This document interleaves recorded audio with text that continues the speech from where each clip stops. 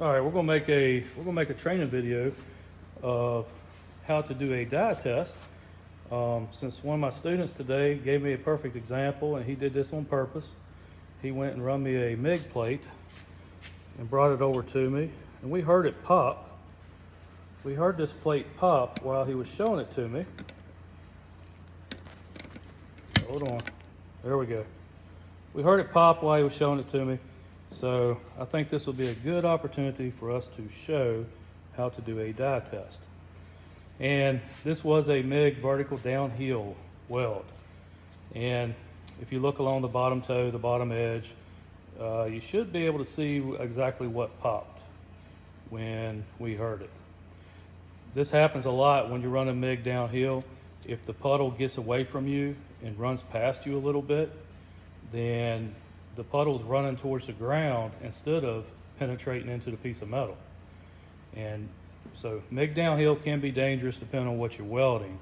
If you're welding something that you don't want it to come apart, downhill MIG's not the best technique to use. Although it's the easiest way of welding MIG.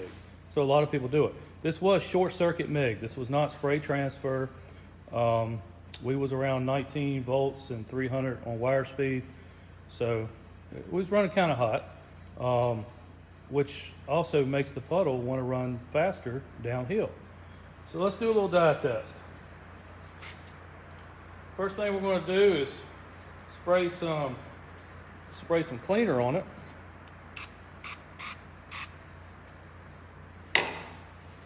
And some people will use acetone for this.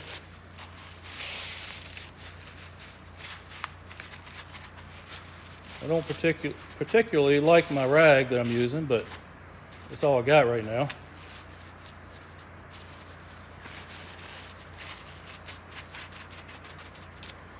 So we spray some cleaner on it. Wiped it off.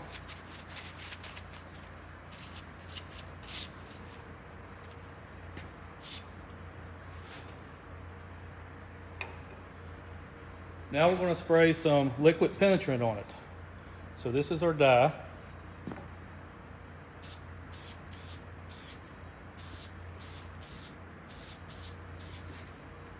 And now we're going to let the dye set.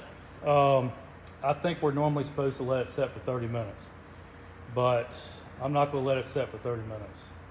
But I am going to pause the video while we are letting this dye dry, and then I'll put the videos back together later.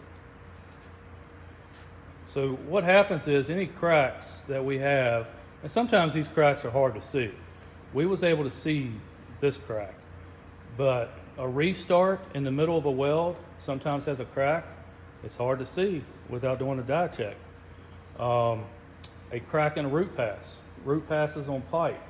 Sometimes weld inspectors, they want you to run the root pass on a piece of pipe, and then they want to do a dye test or a magnetic particle test. After they do that test on the root, they tell you to weld the rest of the pipe. They tell you to weld it up. And what that's called is a hold point. If a weld inspector wants you to stop at some point during the weld so he can look at it, it's called a hold point. If you don't stop and let him inspect the root or whatever the hold point is, then it might cost you your job. So we're going to let this dry for a few minutes, and I'll pause this, and then we'll come back and spray developer on it. Okay, so we waited about 10 minutes now, and so I'm going to go ahead and clean this off. I might have sprayed a little bit more dye on there than what I needed to, but we're going to clean the dye off of it now with our cleaner. I don't like to spray directly on the weld. Sometimes I'll just spray the rag to get this developer or to get this dye off of it. So we're going to try to wipe it fairly clean. Try to get everything off of it.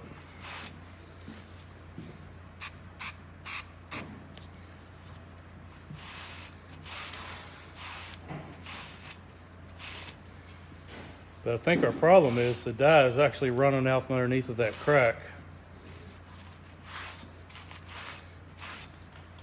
Or It's running off my rag. That's a little better. All right, so we got fairly clean. Now we're going to spray the developer on it.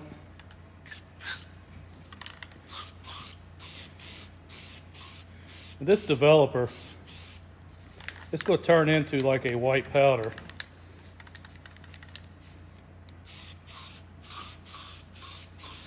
After it dries.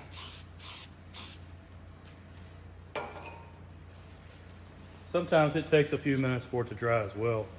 We're going to, I don't think it's going to take very long for it to dry to actually show our crack.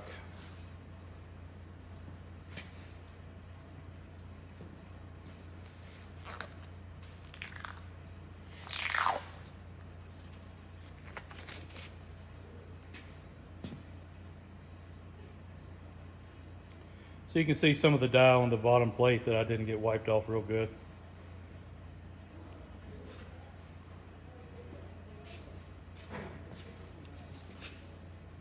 I'm going to pause this for a second and just let this dry, and I'll start the video again. All right, we're back. We let the actually I've sprayed this thing 3 times. The first 2 times there was so much red still on it that I cleaned it off and did it a 3rd time. And what was happening was the dye was actually running out from underneath of the weld. So the dye, the dye actually went in underneath the weld. It actually went in underneath the weld and came out the back side of the plate. That's how much dye transferred through there. So I cleaned it. I cleaned it a couple times, sprayed the developer on it again, and you can see it better a minute ago, but you can still see the crack along the bottom of it, where the dye is actually showing up from the developer. So now we're actually going to do a destructive test. The dye penetrant is a non-destructive test, and now I'm going to do a destructive test to see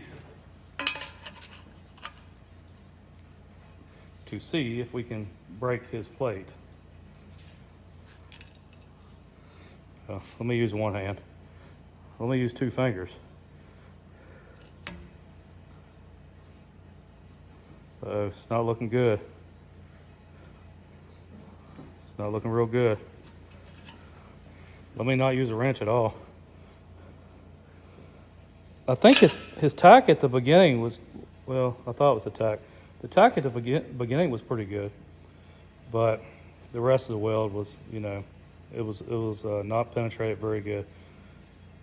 So, I'm picking on my student, I guess, a little bit, but, he's just starting out, and I kind of made him do this on purpose because it normally happens to students when I make them do it on purpose. But, this is a downhill weld. Short circuit MIG is not spray transfer. You should not weld short circuit MIG on anything that needs to stay together. Things like trailer hitches, anything thicker than 1/4 inch. You should not weld short circuit MIG on that stuff because there's not a lot of penetration unless you have a really good technique. If it's something where if the weld breaks, somebody gets hurt, you really need to be running spray transfer or a different type of welding process. Because short circuit MIG does not have a lot of penetration. And this is downhill MIG, so this was downhill as well. Downhill has less penetration than uphill when it comes to MIG welding. But most shops that MIG weld stuff, they weld it downhill because that's the easiest way to do it. But you have to be careful. The hotter you get, the more the puddle wants to run down the plate. And he was actually welding pretty hot on this. For the thickness, this top piece, it's only about 1/8 of an inch. The bottom piece is probably about 1/8 of an inch. So he was welding pretty hot, but it actually made things worse because the puddle run down the plate instead of penetrating the plate. So maybe if he would have moved a little bit quicker and stayed in front of the puddle more, it would have penetrated the plate more, because sometimes when we're welding, if we're not careful, we start welding on top of the weld. This applies to flux core, it applies to stick welding, it applies to TIG welding, MIG welding, everything. If you weld on top of the weld, then you're not penetrating the plate.